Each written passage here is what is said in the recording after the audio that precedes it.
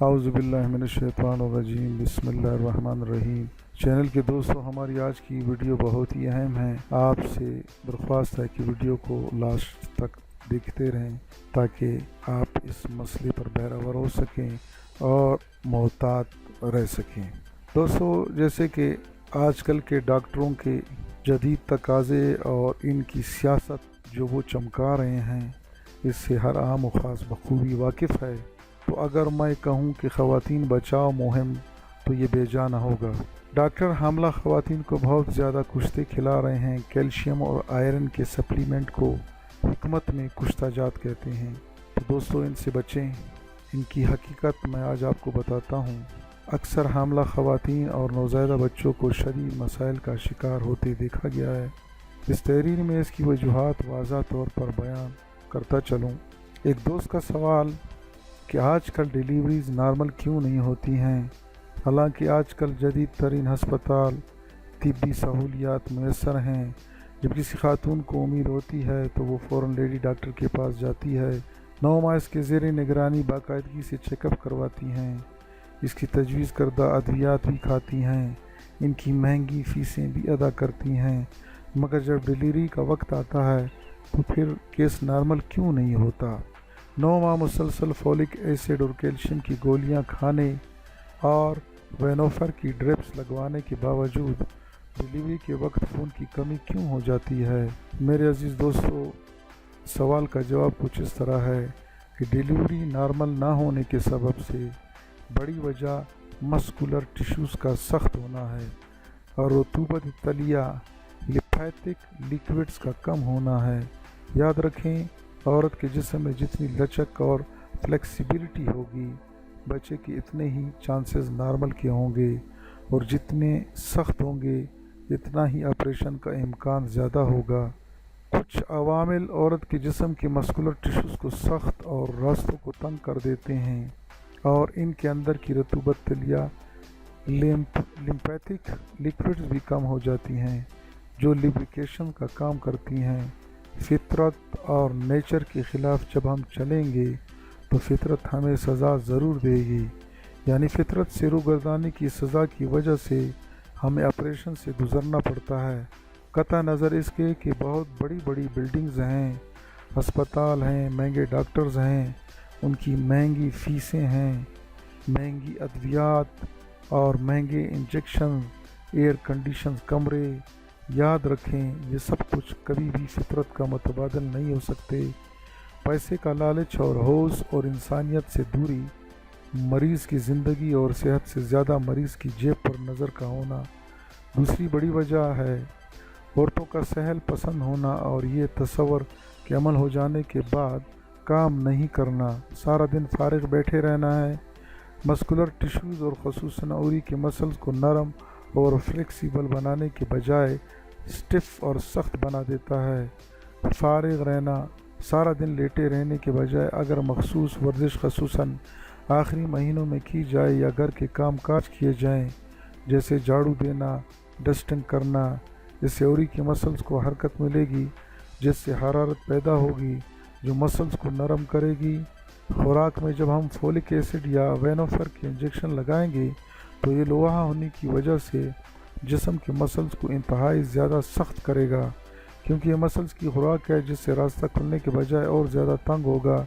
اس کی جگہ اگر کالے چنے، مربع ہرڑ، مربع آملہ، مربع بہیدانہ، سیب، پالک، ساگ، کلیجی، دودھ، انڈا، شہد، گھی، منقع سیاہ، آڑو، لونگ، دارچینی، بادام اور زعفران کا استعمال کیا جائے تو اس سے جسم کو قدرتی فولک ایسڈ اور خون بھی وافر مقدار میں ملے گا، اور جسم کی مسکولر ٹیشوز سخت ہونے کے بجائے طاقتور اور نرم ہوں گے، خوبصورت بچے پیدا ہوں گے، اور گارنٹی سے کہتا ہوں، لکھ کر دینے کو تیار ہوں، بچہ بھی خوبصورت پیدا ہوگا۔ دوسری طرف کیلشیم کی گولیاں، یاد رکھیں، ہڈیوں کو سخت کر دیتی ہیں۔ 9 ماہ بے دریغ کیلشیم کی گولیاں کھانے سے ماں اور بچے دونوں کی ہڈیاں سخت، تو آپ اندازہ کر لیں مسکولر ٹیشوز بھی سخت، ہڈیاں بھی سخت۔ اسی لیے بعض اوقات کہہ دیا جاتا ہے کہ بچے کا سر بڑا ہوا ہے، ماں کی ہڈی بڑی ہوئی ہے، آپریشن ہی ہوگا۔ भाई 9 माह अंधाधुंध गोलियां खिला खिला कर आपने नॉर्मल डिलीवरी का चांस छोड़ा ही कब है?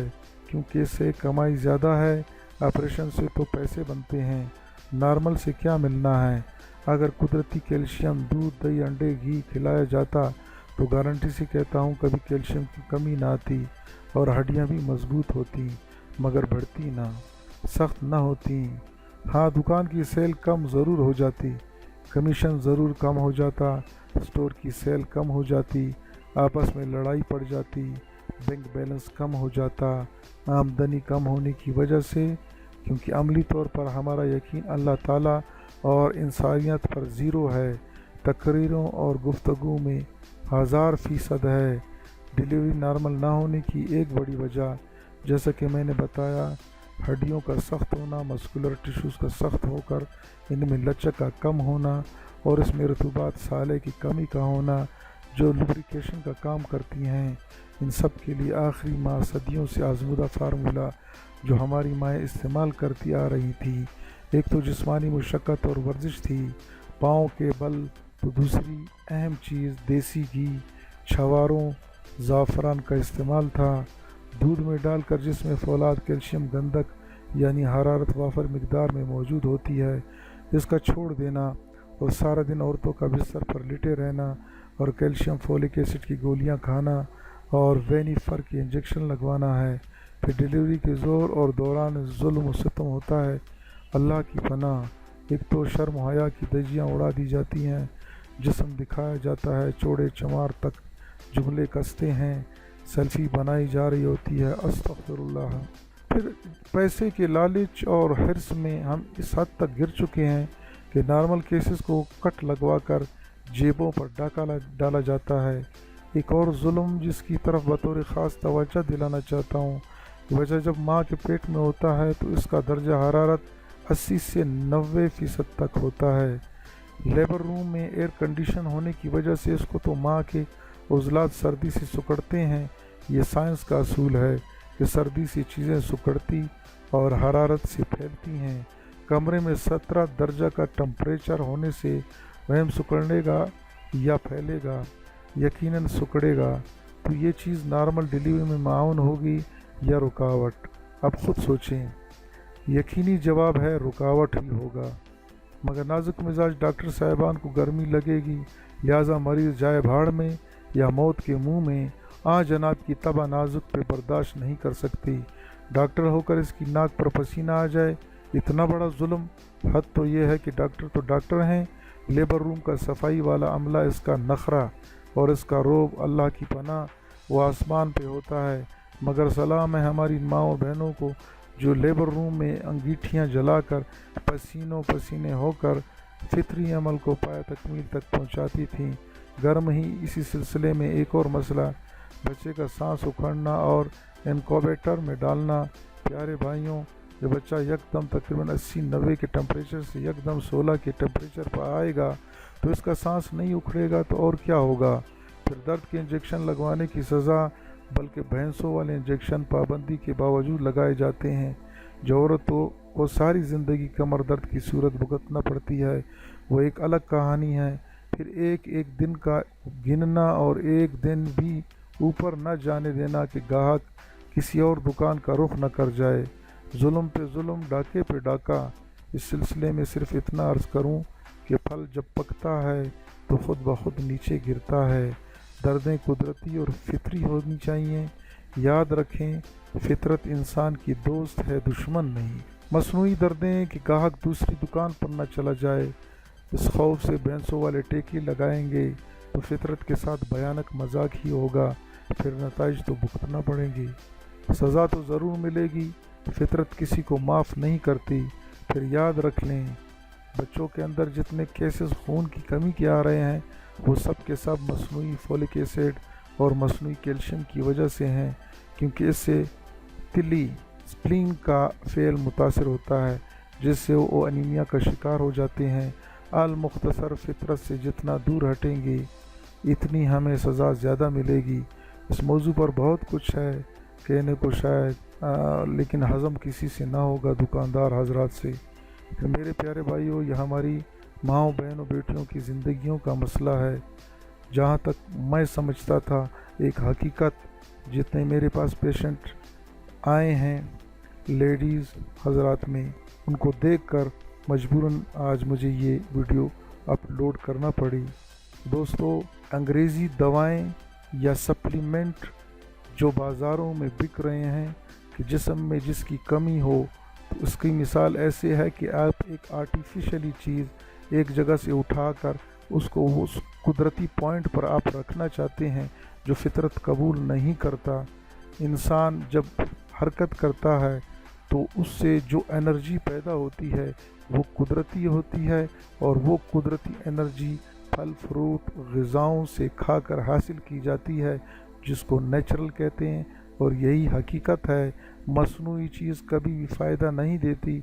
इसकी वाहिद मिसाल आप देख लो कि जिसका भी कोई अज़ू ख़राब होता है, जिगर गुर्दे या कोई और, उसे वो आर्टिफिशियल तरीके से ऑपरेशन करके अगर डाल दें तो वो बंदा ता हयात माजूर ही रहता है।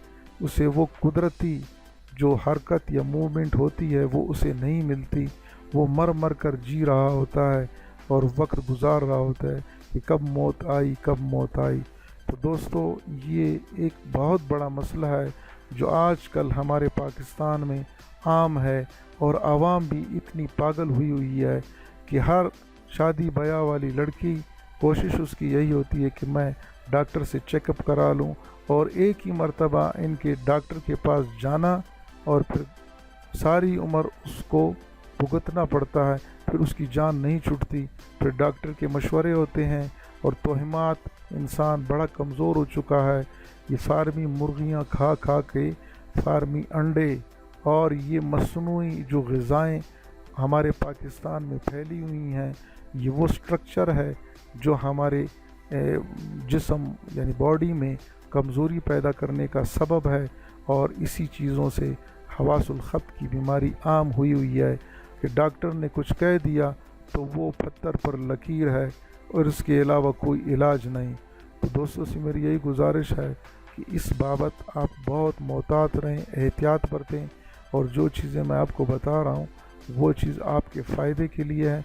अपने दोस्तों से शेयर करें, अपने अजीज़ रिश्तेदारों के साथ शेयर करें, और ख़ुद भी इस पर अमल करें ताकि हम इस वबा से बच सकें।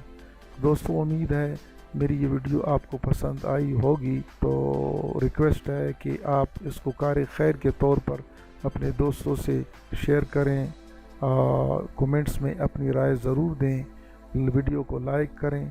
सारे दस इजाज़त चाहता हूँ। अल्लाह हाफिज़। नेक्स्ट वीडियो में आपसे दोबारा मुलाकात होगी।